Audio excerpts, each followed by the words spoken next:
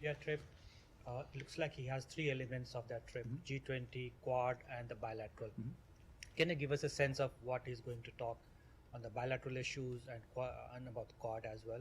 Well, I don't want to go too far into this because the Secretary has a couple stops before he gets to India. He'll also have an opportunity to address all of this before he gets to India and from the ground in New Delhi. But India is a global strategic partner of ours. We have a wide, broad, deep relationship with India. There will be a lot on the agenda in the bilateral relationship and in the multilateral engagements he takes part in on the margins of the G20.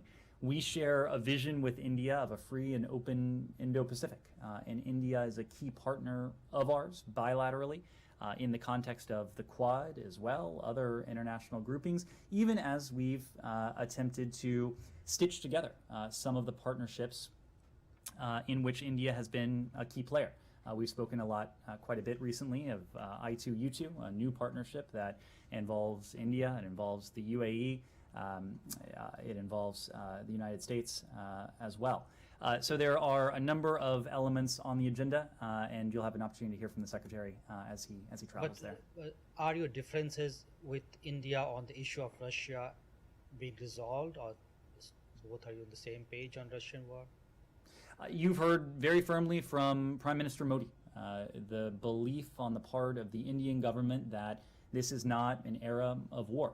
There are countries around the world, notably Russia, that are challenging the rules-based order, the principles of the UN Charter, the principles of international law, the principles of the Universal Declaration of Human Rights.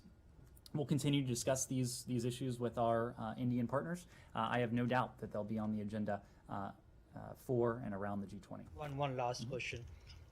To what extent China would be discussion in the bilateral talks with India? Again, I don't want to get ahead of the bilateral talks. We share a number of important interests, a number of important values with our Indian partners, but principally we share a vision of a free and open Indo-Pacific region.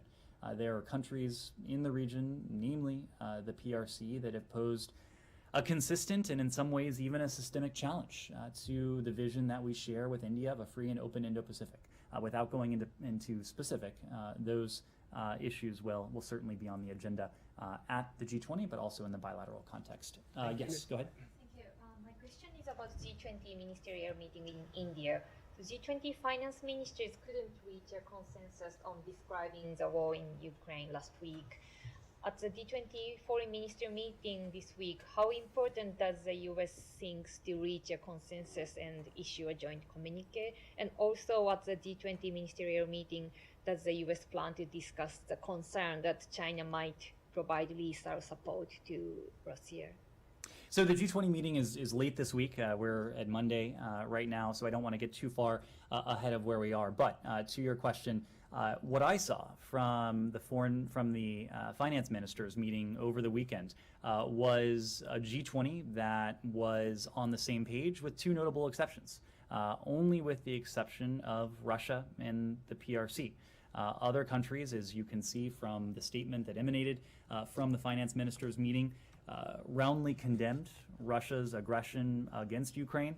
It was only Russia and China that equivocated or that were not in a position to offer that firm condemnation. In the case of Russia, it's no wonder that they weren't prepared to condemn their own government's actions in Ukraine against the people of Ukraine.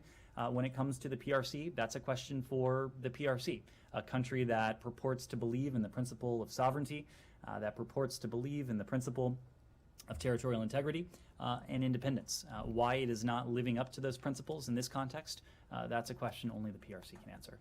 Yes?